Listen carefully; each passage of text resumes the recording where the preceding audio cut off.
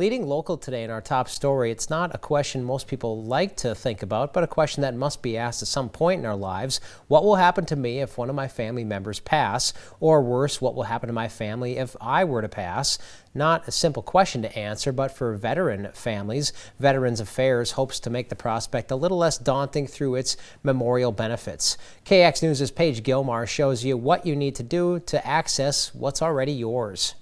The thought of death is something that scares many of us, but for military families, it's a thought that's always present, as loved ones are thrown into dangerous and often complicated military operations. And the anxiety of what comes after death is a potent fear for armed forces members and their families alike. Because there's that big unknown of what's going to be paid for and what's not going to be paid for. But for years now, U.S. Department of Veterans Affairs has been offering its veterans memorial benefits as a way to pay tribute to military members' sacrifice. These benefits can help with burial and funeral costs and can be a lifesaver for struggling families. And yet surveys show that very few know of these benefits. That's why Armed Forces members are helping put on a seminar Wednesday in Mandan so North Dakota's veterans know their rights. I love doing these kind of events where we can get the word out to veterans. This is like the actual information rather than second, third-hand information.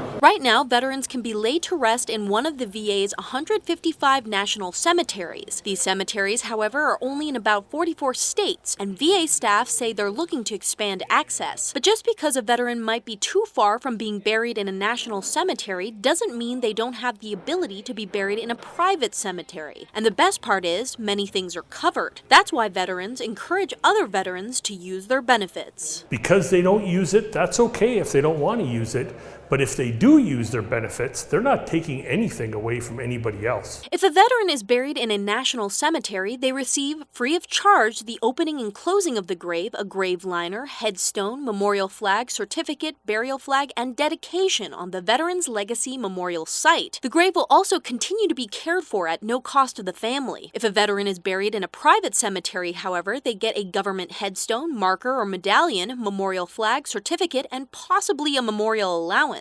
I would encourage any family member to come in and talk to us. These benefits not only apply to veterans, but they can also possibly apply to family members. To find out if you're eligible before someone dies, those with the VA encourage you to fill out an Apply for Pre-Need Burial Eligibility form. But if the eligibility was never determined before death, family members need to locate their loved one's DD-214 papers or discharge papers. They'll then have to make arrangements with a funeral home, National Cemetery Scheduling Office, or directly with a VA cemetery. But it's important to stay up to date on policy because things can change. So many things change with the VA that in the past 5 years, it's changed more than it has in the past 20. For KX News, I'm Paige Gilmar. Members with the VA say more than 94% of veterans have a burial option located within 75 miles of where they live. In North Dakota, there is the North Dakota Veterans Cemetery, which is just south of Mandan.